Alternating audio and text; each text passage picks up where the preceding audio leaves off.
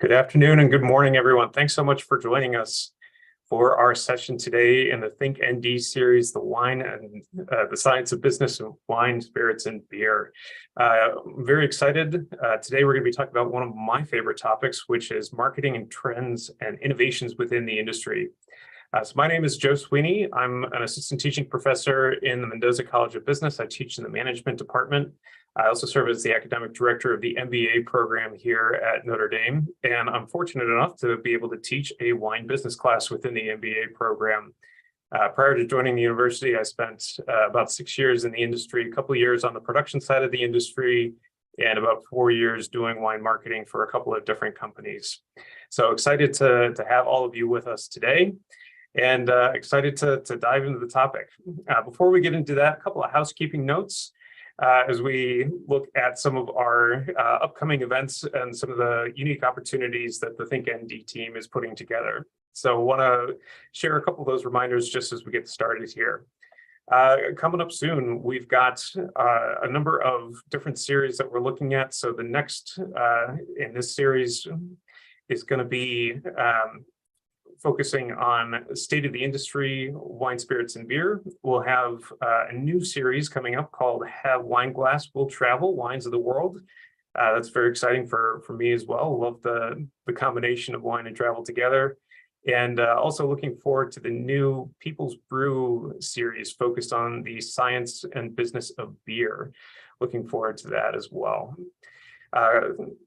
As we look at each of these talks as they come up, we'll have a combination of folks that will participate. We'll have faculty from here on campus at Notre Dame. We'll have our partners from the Robert Mondavi Institute for Food and Wine Science at UC Davis, and of course from experts within the industry. We're very excited to deep dive into the industries and share with you all the science, engineering, technology, business, and craftsmanship that goes into every glass of wine, beer, and spirits that you drink. At this time, I also want to thank all our collaborators on this particular series, including the College of Science here at Notre Dame, my home, the Mendoza College of Business, of course, the Robert Mondavi Institute for Wine and Food Science at UC Davis, Notre Dame Family Wines, and of course, the Notre Dame Alumni Association. Additionally, I want to make a special thank you to our co-sponsors, the Notre Dame Senior Alumni and Young ND. All right, just a little bit more housekeeping here. Before we get started, we want to encourage you to ask questions. This is very much a session for you, so we're looking forward to hearing some of your questions. You can easily do this through the Google form that we'll share with you. Feel free to submit questions as they occur to you. We'll try and answer as many of them as possible as we go along, but go ahead and put those questions into the Google form in real time, and we'll get to as many as we can. This week, I'm very excited to be able to dive into the topic of wine marketing. You know, the goal of this series is really to take some of the mystery away from winemaking and from the industry, to kind of pull back the curtain, if you will. So far, we've covered the basics with Wine 101, what factors in the vineyard affect wine quality, and our discussion on terroir, wine quality and context, and winemaking as well in the episode From Grapes into Wine. We encourage you to come up to speed or revisit these episodes on Think ND. Today, we'll give you an overview of trends and innovations in wine marketing, and then in the next two sessions in the series, you'll get a look at some of the specific issues that may interest you, such as feasibility of running a family vineyard and distribution trends within the wine industry. All right, so with me today, we have a couple great collaborators and great friends. So I'd like to introduce both of them as we get started. First, I'd like to introduce Mr. Andrew Waterhouse, Notre Dame class of 77. He serves as professor and faculty director for the Robert Mondavi Institute of Wine and Food Science at UC Davis. He's joining us today. Welcome, Andrew. Morning, Joe. All right, and I'm very excited to have with us from the industry side of things, friend and Notre Dame alumnus, Mr. David Duncan. David Duncan is the proprietor, chairman, and CEO of Silver Oak Cellars and Twomey Cellars in California, a member of the class of 1988. Welcome, David. Thanks for being with us today. Good morning, Joe. Good morning, Andy. Good morning, everyone. So, David, I'm sure a lot of folks are familiar with the Duncan name. Those that have been around the university have probably heard of the Duncan family at some point. But what I'm guessing is that most people don't realize how much Duncan family history there is associated with the University of Notre Dame. Maybe start us off with a little bit of a quick journey through the family history and how you came to be associated with the university.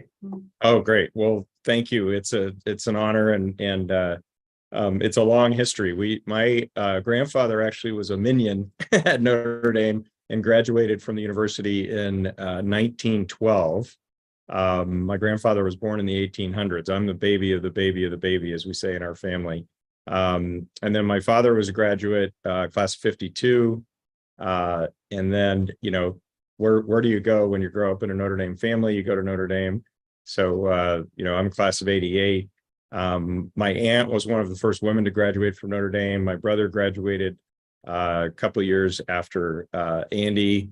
My nephew graduated on the 100th anniversary of my grandfather's graduation in 2012. And I've got two children, or I guess they're not children anymore. I've got a senior and a sophomore at Notre Dame now. So their fourth generation and the legacy continues. So very, very happy to be here, and I'm go Irish. and I married a Notre Dame girl I met on the London program. So our poor kids were had to suffer that. Well, it helps to start the brainwashing early, so nice job. the true mark of success right there. All right, well, everybody feel free to have a glass of wine handy as we start the conversation today. It's always encouraged. But let's dive in a little bit and talk a little bit more on the wine marketing side of things. So maybe a good place to start is a little bit of kind of high level context for wine marketing versus other marketing. As consumers, we're all marketed to all the time. We go out and we buy things like toothpaste and cereal and toilet paper and things like that. David, as you think about wine marketing, what are some of the differences in marketing wine compared to maybe some of the other products that folks are going out and buying in the grocery store or other places on a daily basis? Well, I think for our wines, we started Silver Oak in 1972, so we've just crossed our 50th anniversary. And I think the way we've always sort of thought about wine is that we like to create what we call create a moment. And, a bottle of wine, especially a bottle of fine wine, generally is consumed at a time that you're celebrating something, you're remembering someone, you're, in an activity, you're out to dinner with friends or a business dinner. And so we like to think about the wines being made for the moment, and that's very different than a use product. And so I like the ones you just mentioned. If you think about toothpaste or something, you're not creating a moment, you're cleaning your teeth. And so I think that the way we think about wine marketing and the joy of wine, we like to think about it, as a moment, and that's the way that we think about things. All right. I know one of the other big considerations thinking about wine is, it's a couple different touch points. People experience it in different ways. Some folks will come to the winery itself. Some folks will buy wine at the supermarket, drink it home. Some folks will drink it out at a restaurant. How does that come into play as you think about marketing the product? Yeah, I think what you're talking about really is the experience of wine. So like when we have visitors come join us at the winery, we're not trying to sign them up to, we don't even have a Silver Oak, wine club.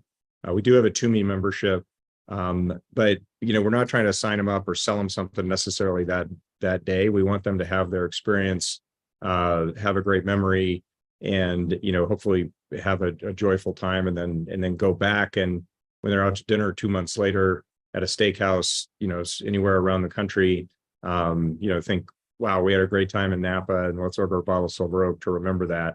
I think there's different use cases, for wine, and whether you're gifting or enjoying with dinner or trying to impress your boss, with picking a wine off the wine list, or maybe impress, if you're the boss, maybe impress the people you're with. So, I think those again, I'm going to go back to the word moment, is integral into the experience of fine wine. And, and I'm not talking about all wine across the category. I'm really talking about, crafted wines that yes, are probably a little more expensive, but, serve a purpose and are an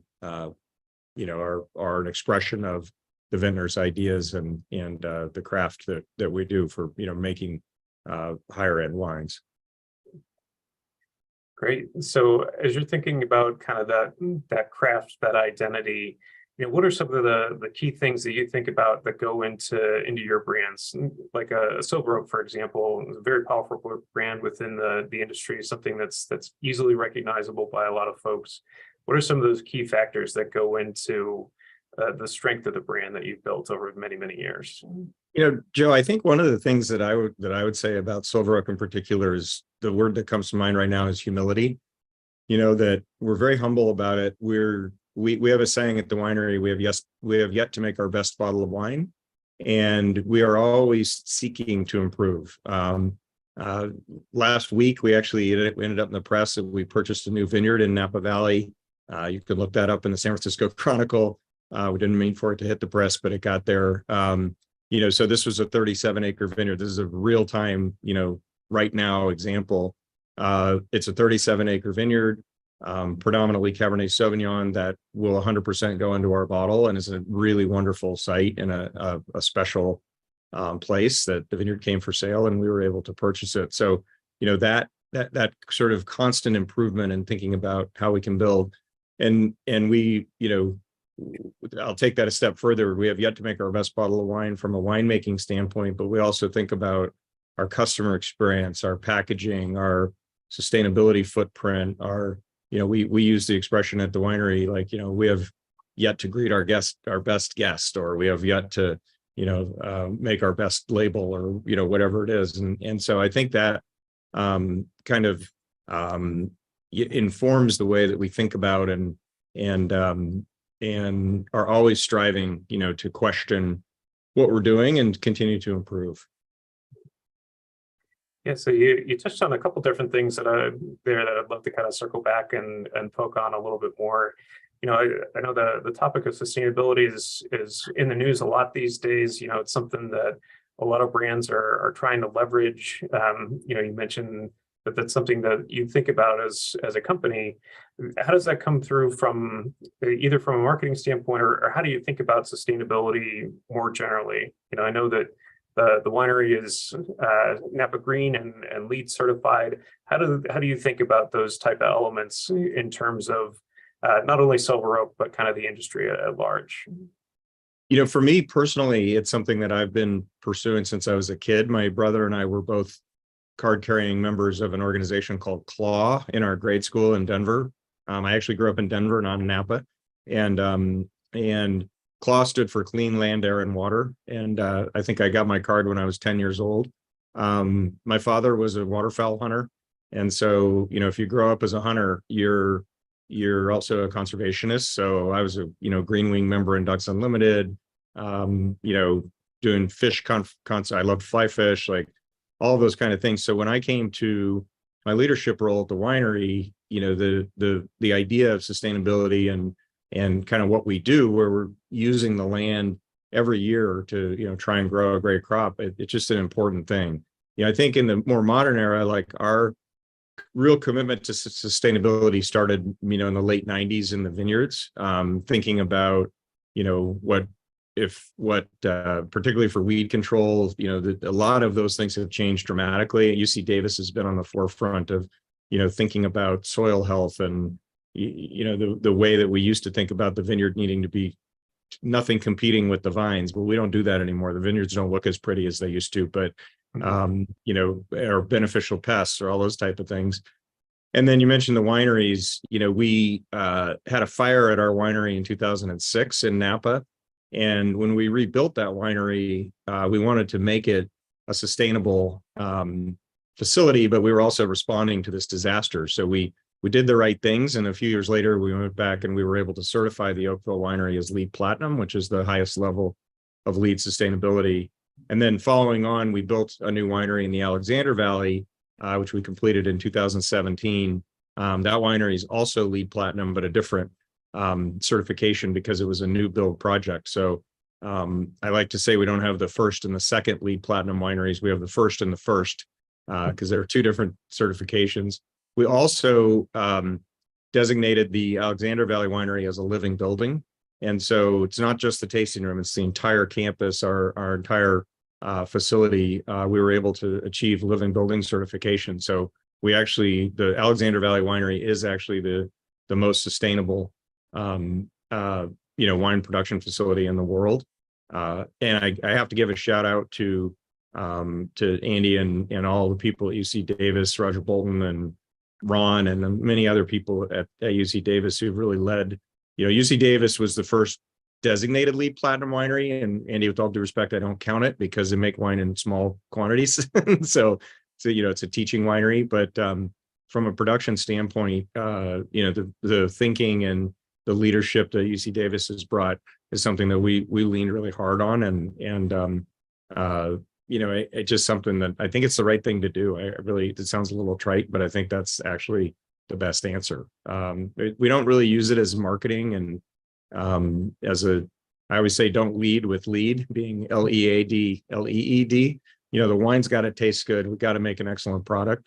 But it is important, and we're very proud of our efforts on our sustainability and how we think about grape growing in particular, but also the winemaking process and everything we do, from how we recycle glass to our labeling, all of those different kinds of things we try and take into account. David, I wanted to jump in here for a second, and Joe, maybe you can answer this too. I mean, it's very clear that Silver Oak is heavily committed to sustainability, and I really applaud you for that. I guess the question I have is, how important is that to the industry in general? And how many, how many people or what fraction of producers in Napa are really committed to that? Do you think I see that there's generally a lot of talk about it. But I was wondering what you felt about how important is that for the industry going forward? Well, I think it's critically important really for the world, right? I think it's critically important for the industry. There is a big commitment to get all the vineyards Napa Green certified, same in Sonoma County. I don't have the current percentages but I think we're at 85 or 90% now. Wow. People are not out spraying Roundup all over the weeds and clearing out, a few of the old timers still are, but very few now. And we've learned so much about how we can, improve quality in the vineyards through sustainable practices. We don't go as far as, we're not biodynamic. There's different levels of this that you can get sort of carried away with what works. But I do think the industry overall is very committed to it, and whether it's climate change or for us, it's really about making a better bottle of wine, and the sustainable practices add to that. So that's the way that I think about it. Yeah, I'll add from my experience. A lot of my friends that are in the industry take a very similar approach. They're thinking about the product first, and the best way to make a great bottle of wine year after year after year after year after year is to treat the land really well, and Yep. Do the right things that are going to help the vines to flourish and produce some really incredible flavors. I think the other thing that kind of more of a consumer-driven focus on sustainability is doing is changing some perceptions around some different things, and maybe opening the door for either new ideas or innovations around different types of things, like something like packaging, thinking about some of those broader impacts that the industry has kind of more at large. But I think particularly as we think about the vineyards themselves, the best way to make a great wine is to treat the vineyards really, really well from that standpoint. Yeah, I have a specific example for Silver Oak and Twomey that we, for our watchers, if you're familiar with our packages, the Napa bottle and the Twomey bottle both were decorated, and we annealed those bottles in Canada. So we were shipping, many truckloads of empty glass to Canada, decorating it and shipping it back empty, and then bottling at the winery. And so we made the decision a number of years ago to switch to paper labels, and took about 3 years to design the labels. It was a long, it's a difficult thing to change, to change the label and carry on the tradition of what we have. But today, all of our wines now are we've put paper labels on, mostly because of the carbon footprint of hauling the glass to the only place that can decorate the bottles and make them beautiful. And it was just a decision we had to make. Yeah, I think one of the other things that captures consumers' attention these days is thinking not only on the environmental sustainability, but how is the company run? So, Annie, I want to kick this over to you because I know you've got a story talking about how a company like this treats their talent the right way and thinks about retaining folks and doing that through really great practices to be able to engage with their employees and continue and further their development engagement as a company. Yeah, I don't think David would bring this up, but we have students here who go off and work for different companies, and one of the best companies you can work for in Napa Valley is Silver Oak. And there's this sort of apocryphal story, David. Maybe I don't know if it's really true, but you take your employees off for a retreat periodically, I understand. Is that correct? That is correct. We've had a tradition since the 25th anniversary to go on a company trip every 5 years. COVID messed that up, and we're going on our 50th in 2024, which will be 2.5 years late. But yes, that is true. And I understand that every employee goes. Is that correct? That is correct. And their spouses or their plus ones. Right. And that one year this occurred in Hawaii. That is true. And we're going back. That's where we're going in 2024. And so I was making the point to Joe that this demonstrates the company who really respects their employees. And I think that makes a huge difference to the employees, that they really believe. I mean, that this demonstrates that, in fact, the company does care about every single employee there. And that makes a work environment that I think really inspires people and has some benefit to it, for sure. I think as a family company, we can do that. And I was very fortunate to be involved. The Notre Dame listeners, especially people that have been on campus and on Eddy Street, might know about Noodles and Company. I was involved with Noodles and Company very, very early on. And the founder of Noodles and Company, Aaron Kennedy, was incredibly committed to culture and really thoughtful. And that got me thinking about, especially I came to Silver Oak, it's sort of in my 30s, like midway through my career. And so as I came in, I really wanted to, foster our culture and be very conscious about it, be very open about it, talk about it. And it's something today that we work very hard on, our management team, but really, spreading out to all of our employees to think about who we want to be, how we want to act. I think Notre Dame's probably one of the most committed institutions in the world to knowing who they are and sticking to their guns. And I think that, is a wonderful example. And I hope Silver Oak is considered to be, in the same way. Well, I'm going to start lobbying my dean for the full college trip to Hawaii. So thanks for the suggestion there. We'll see how that goes. We've got some other great benefits here at Notre Dame already, but that would be a nice perk. David, maybe switching gears a little bit. You've mentioned Silver Oak a couple of times and Twomey a couple of times. As you thought about growth. Silver Oak is very much known for being a Cabernet. As you thought about expansion and growth, why create another new brand instead of doing kind of more traditional line extension and making a Silver Oak Pinot Noir or Silver Oak, Sauvignon Blanc or something like that? Well, there's a little bit of brand marketing and a little bit of history involved in that evolution. Silver Oak, we have a trademark on the phrase "life as a Cabernet," and so from a brand standpoint, our offering at Silver Oak is very, very simple. We have the Alexander Valley Cabernet and the Napa Valley Cabernet, and that's it. We've done a few special bottlings of 6, which was my dad's lucky number. And then in 1999, we had this idea to start a Duncan family brand. We were going to call it Duncan family or Duncan wines. And we, unfortunately, fortunately, actually, in hindsight, that name was not available. And so, Twomey evolved to be what I call our exploration of other varietals. So over the years at Twomey, we've made Merlot, we've produced Zinfandel, we've produced Syrah. Today, we focused on Pinot Noir and Sauvignon Blanc. And there's actually a South Bend connection, because Twomey is named after my dad's middle name is Twomey. My oldest son's middle name is Twomey.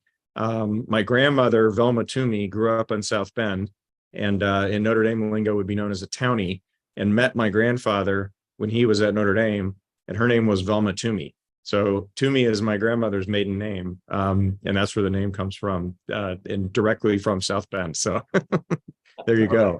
So, and I think, and then we started a new label called Timeless a few years ago, which really was created out of sort of a way to honor my dad's memory, who passed away in 2015. Our first vintage of Timeless was 2017. And then the fourth brand in our portfolio is called Ovid, which is a winery that we actually acquired from some very dear friends of mine, who decided for their own reasons they wanted to sell the label and the winery. And, Ovid's very site specific, a different offering. It's a, much higher end wine. It's an expensive wine. But it's only 15-acre vineyard, and really the expression of that place. And so that's kind of how the different brand, under the Duncan family wines have grown into sort of these, different offerings. So that's the shortest answer I could give for that. Fair enough. Thank you. So I know one of the other things that folks, focus on a lot or talk about a lot within the industry is around, reviews, both from experts. You've got a lot of big publications like Wine Enthusiast, Wine Spectator. They've got their 100-point rating systems. And then, of course, on maybe more of a populist approach, you've got plenty of opportunities to have reviews through social media. How do you think about, both of those, maybe kind of one at a time? Kind of the industry reviews first, and then, thinking about some of those more social review platforms. How do those come into play in your approach? Ooh, okay, so this is a deep one for me. So I am well on record as not being a fan of the 100-point scoring system. I don't believe in it. I think of wine as a form of art, and I think it's fair to, if you think about wine, like in terms of music, how do you rate Mozart's sonata versus a Rolling Stones song on the same 100-point scale, right? Like they're totally different. And so I did, as social media started to become prevalent. Sorry, I'm sitting in a city and it's very loud here, so I don't know if you can hear that siren. As social media became more prevalent, the proliferation of wine opinions, I think, has been great for the industry. So, obviously, like back in the day, it was sort of Wine Spectator. Robert Parker had, very, very heavy influence on wines, and we definitely had our time in the sun with Parker. But today you can get wine opinions from Yelp or, whatever. There's a million different people blogging and thinking about it. And so I actually think that's healthy. The last thing is that I think wine is, it is a sort of a living organism, and it changes. And so think about, a wine, take 97, because it was it was supposed to be the vintage of the century. Some of those 97s today aren't holding up that well. Not ours, others. And so if a wine got a 98-point score for the 97 vintage, is it still a 98-point wine, or is it an 89-point wine because it hasn't aged that well? So I think that sort of, evolution of wines and pigeonholing it with a number at a particular time is a disservice to what wine is. So we don't, actively seek out scores. We will, meet with different wine reviewers and critics and think about that. But, what I care about is lots of people liking our wine, not one person saying it's, it has value. And fortunately, particularly for Silver Oak, that's true.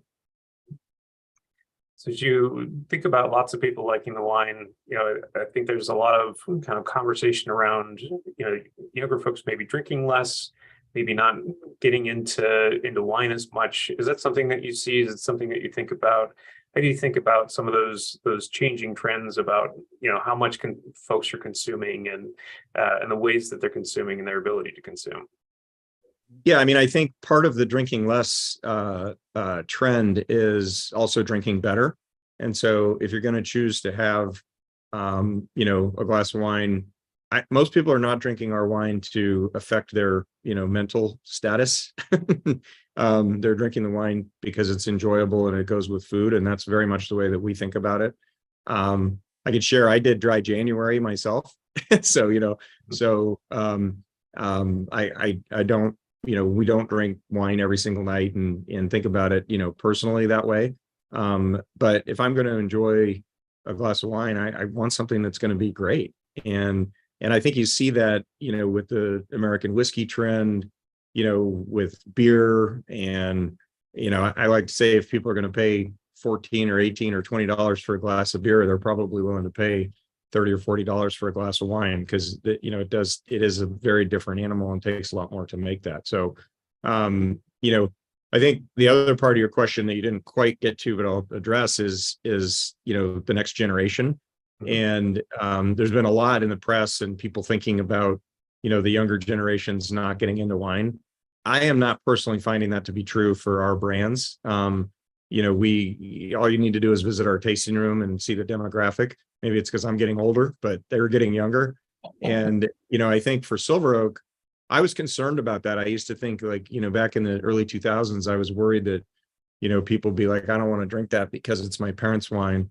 I think what we see today, and I can back this up in a very real way, is it's a family tradition. And we have young people coming in, I've given countless tours of people who are turning 21 and they've had Silver Oak on their family table their whole lives.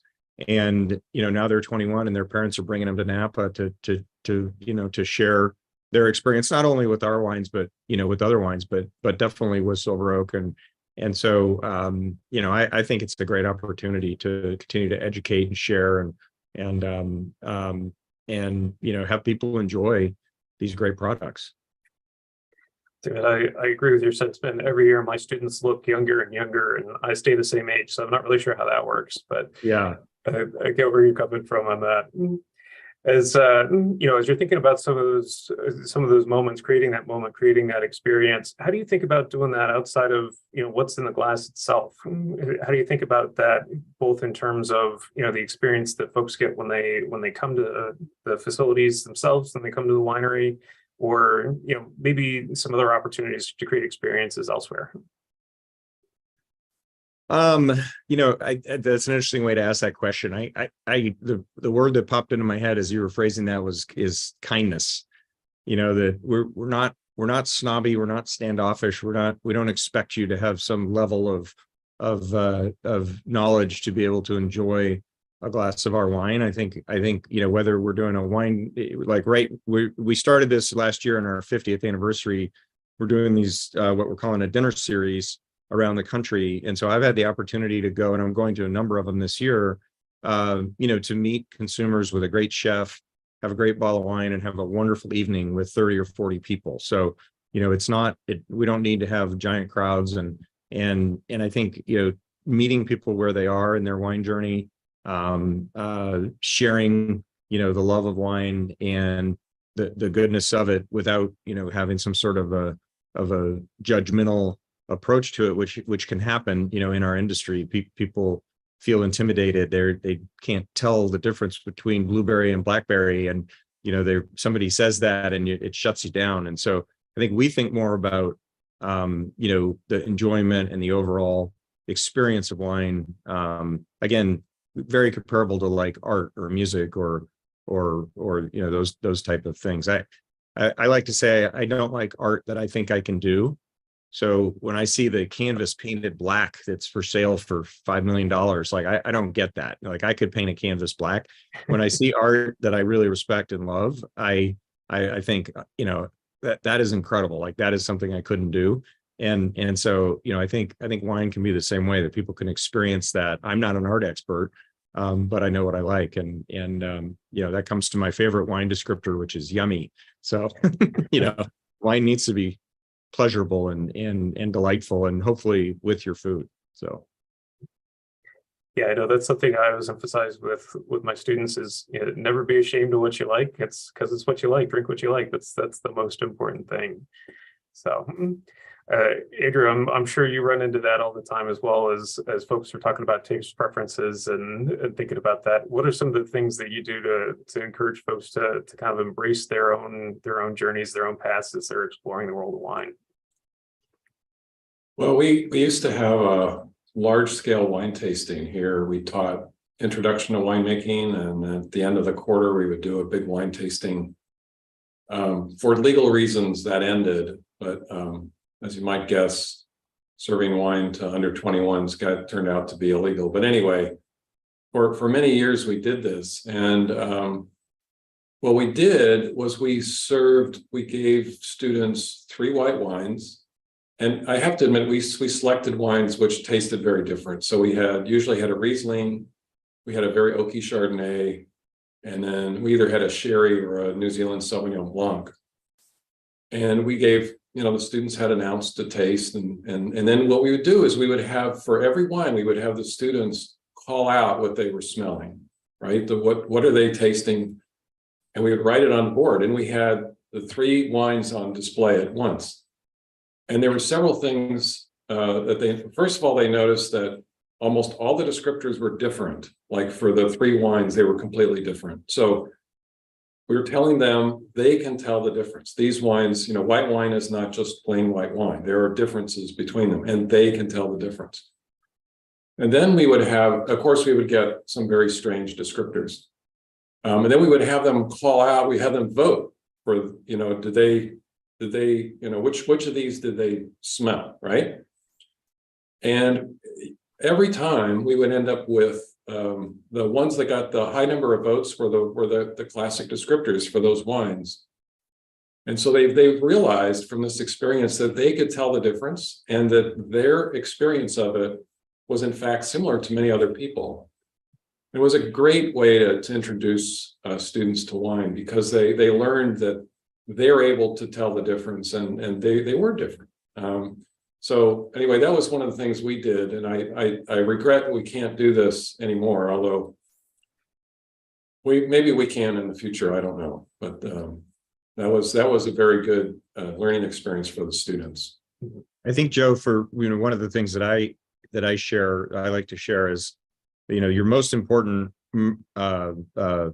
olfactory and tasting muscle is your memory.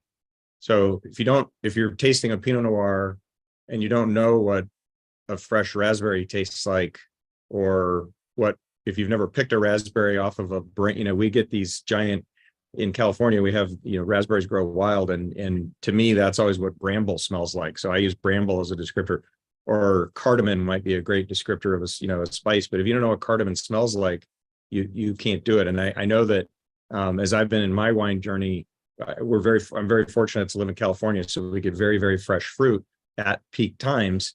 And I will sit there and eat a blueberry for 3 or 4 minutes and think about what it is, and then try a raspberry or try a strawberry, and have that experience of thinking about what those are. We've also done lots of olfactory training with the great Alexander Schmidt, who is one of the foremost perfumists in the world, and he takes you through the expressions of what the difference between peppermint is and spearmint, and there's different kind of ways that you can exercise that knowledge and that vocabulary if you want to get really geeked out on wine, contrary to what I said before. So. One of the things I always say to my students too is, it's like anything that you do with some kind of repetition. You could probably tell me what your favorite pizza place is. Most folks have a preference, between like a Bruno's and a Rocco's and a Barnaby's or a Domino's pizza if you're here in South Bend. But you've done that because you've had a lot of pizzas, and you've tried a bunch of different brands, and you've experimented, and through that experience you've kind of figured out what you've liked. So, David, I know you've got obviously, the incredible family ties with the winery there. As you think about others in the industry, what's another brand or that you think is well marketed within the industry? And what do you like to drink that's not Silver Oak or Twomey or Timeless? Yeah, I mean, I like to say, and it's true that I generally purchase my friends' wines. I had the opportunity to do a wine tasting with a guy from Chicago named John Terlato, who's a big family in the wine business, and he had this Sanford Chardonnay last week that just totally blew my mind, and it was just delicious. And so I asked John if I could buy a few bottles. It's like totally on allocation, so I'll shout that one out. There's a Notre Dame connection between Spotswood, which is a wonderful high-end family-owned brand in St. Helena. They make a amazing estate Cabernet and a great Sauvignon Blanc. And the parents of the second generation who own it today are my godparents. And Jack Novak, it's owned by the Novak family, was a freshman at Notre Dame and met my father. This story is my dad either brought him fudge or brownies because their parents knew each other. And Jack only made it. Jack was from Southern California, and he only made it through one South Bend winter, and then he transferred. But the reason that my dad came out to Napa was because of Jack Novak. And so, when I sit down and drink a bottle of Spotswood Sauvignon Blanc or their special bottling called Mary's Block, which is after their mom, it brings me a lot of joy because of that connection. There's so many great wines, particularly in Napa Valley, Sonoma County, and so I think that exploration of wine is great fun.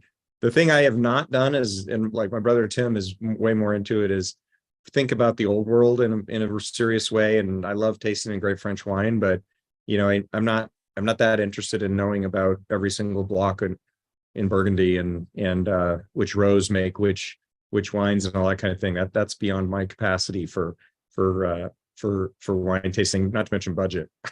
So, but I love, some wine that you have a connection with somehow, I think makes it taste better. So that's why I go to the friends wines. Yeah, and I think that kind of also fits with what you're talking about in terms of having that experience. When you have an experience, it becomes a different value proposition as opposed to just something to drink either with a meal or by itself. Yeah, absolutely. Yeah, that's my cue too. I mean, people ask, "What's your favorite wine?" And I say the wine that our alumni have made. So we're lucky. I mean, of course, I'm very lucky. Have known many students here who now own brands or were making wine somewhere. And yeah, it's that experience of knowing that it's Corinne's wine or it's Gustavo's wine or it's Lindsay's wine. I mean, that makes a difference, and it really makes it much more enjoyable. All right, well, we do have about 15 minutes left here. I want to make sure that we get to some of the questions that our viewers are sending in as well. So we'll start with a couple of these and let's see how far we get through. If you've got other questions, please feel free to send them in through the form and we'll get through as many as we can as we get to the top of the hour here. But why don't we start here? So it's a question from Neil. He says, from a marketing perspective, how important are the scores or ratings from entities like Wine Spectator, and what do you think about the recent decision by the First Growth Board of Producers to withhold samples for their reviews, and so they weren't rated?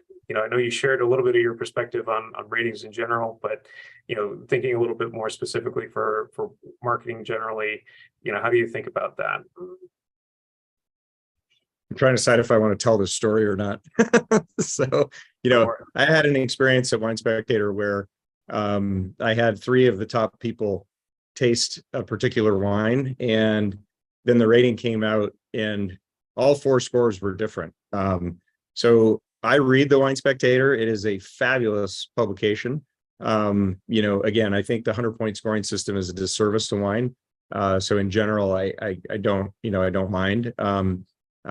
We do not submit our wines for scores. They do score them from time to time. But so I think, it's nice that Mouton and Rothschild are following our lead. So that's a joke.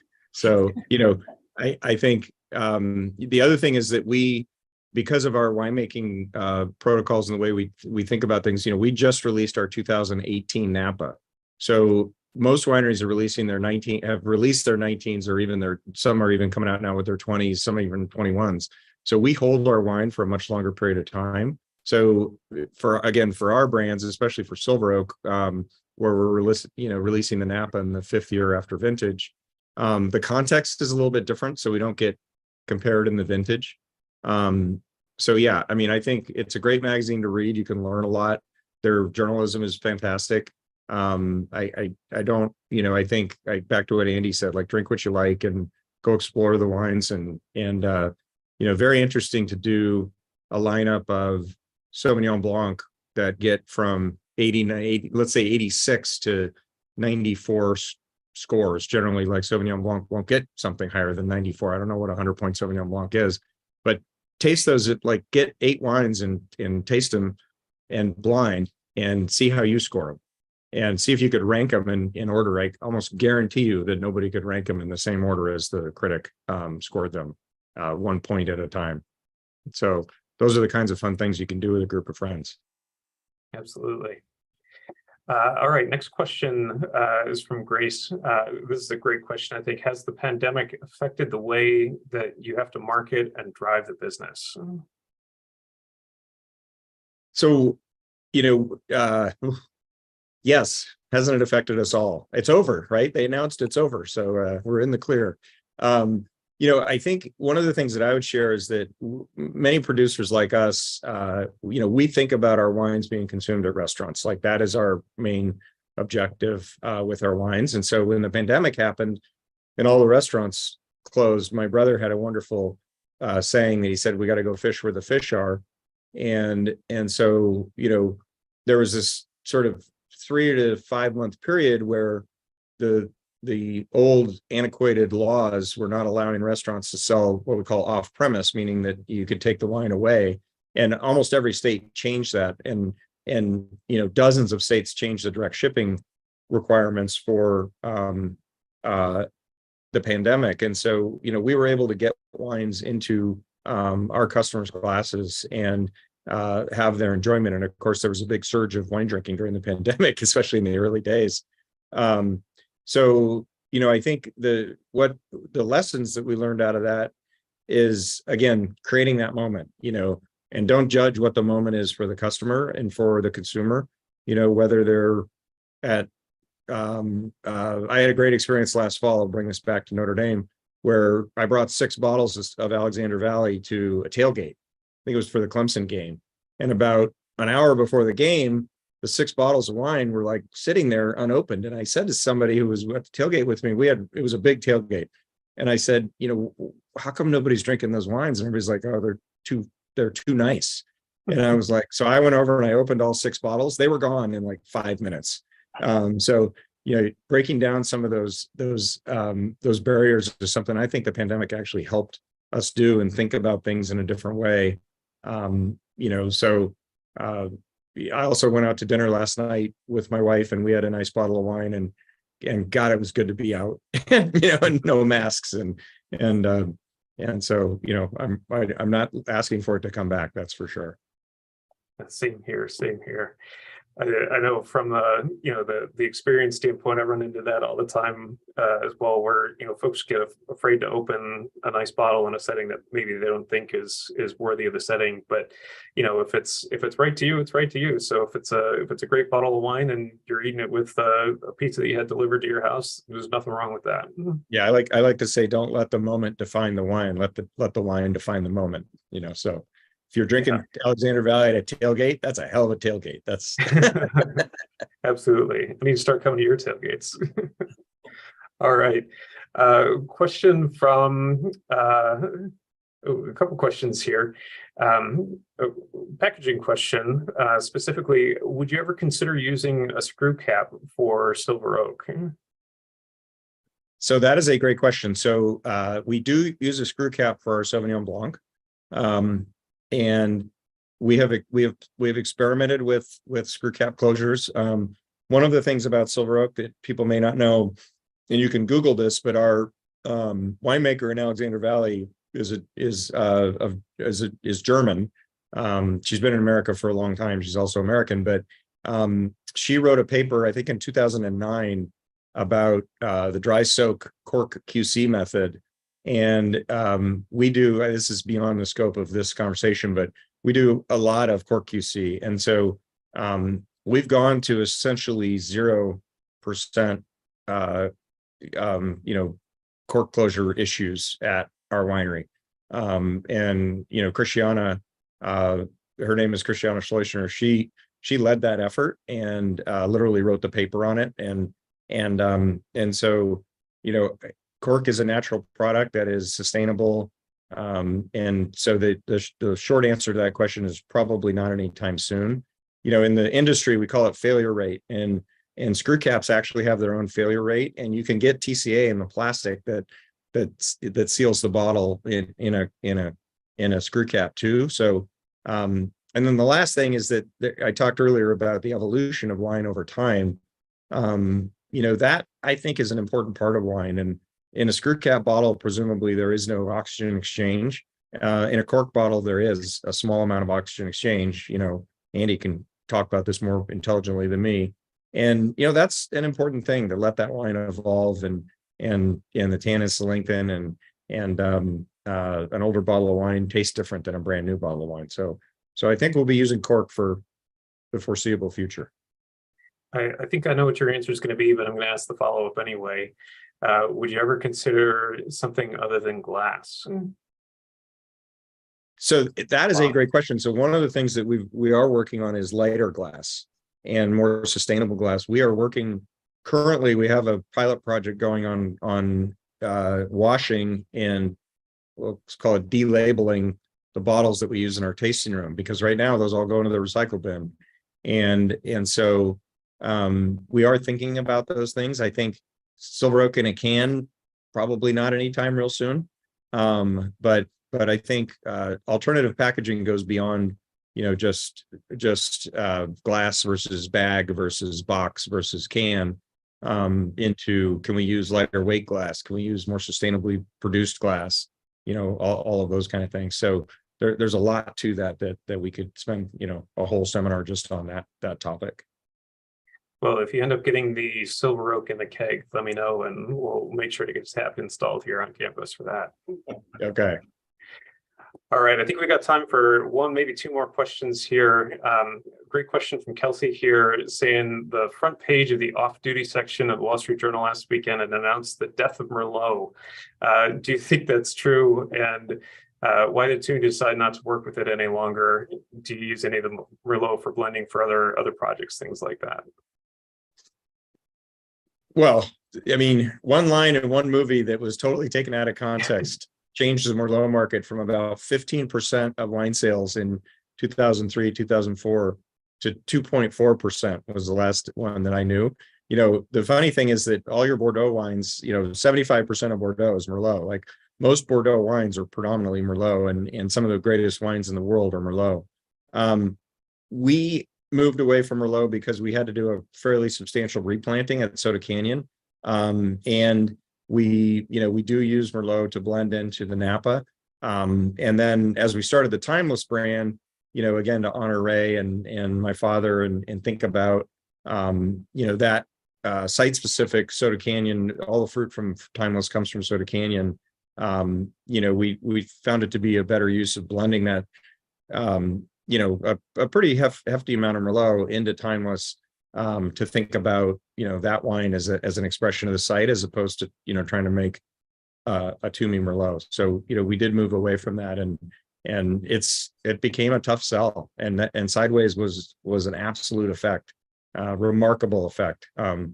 If you've seen that movie, and please don't watch it because it's terrible, but at the end of the movie, he's sitting in the burger joint, drinking a bottle of Merlot. So the whole point of the movie was the guy didn't know what he was talking about. So he did do a wonderful job of acting. I'll second all of those sentiments on the on the movie. As a big Pinot Noir fan, I can identify a little bit on that front, but yeah, really incredible how much the one line in one movie had an impact on the industry from that standpoint. So pretty incredible there. All right, well, we're getting close to the top of the hour here, so time to wrap up. Want to say a big thank you to everybody who joined us for the session today, and those of you that are watching on the live stream as well. Before we sign off, I've got a couple of quick reminders for you. First, we do have some additional videos and additional resources on ThinkND, so please review if you'd like to dive deeper into today's topics. In 2023, we'll be continuing the Science of Business of Spirits series with our colleagues Ken Kuno from Notre Dame College of Science, and he'll also be joined by Ron Runebaum from the class of 1996, who's also a faculty member associated with the Mondavi Institute at UC Davis. We'll also be launching 3 other series in the science and business family. I mentioned these at the top, but we'll review here as well. The People's Brew, where we'll explore the science and business of beer. Have Wineglass Will Travel, where we'll travel the world to discover the best winemaking regions. And finally, State of the Industry, Wine, Spirits, and Beer, examining the cutting edge of the business side of the industry. Please do feel free to share this series with your friends. It's open to the public, and we're accepting registrations throughout the program, as each meeting can stand alone. So thank you everybody for joining us, and big thank you to Andy, and particularly to David for joining us today and sharing some of the insights from the industry side of things. Hope everybody has a great afternoon and a great rest of your day. Thanks so much. Cheers. Thanks, everybody.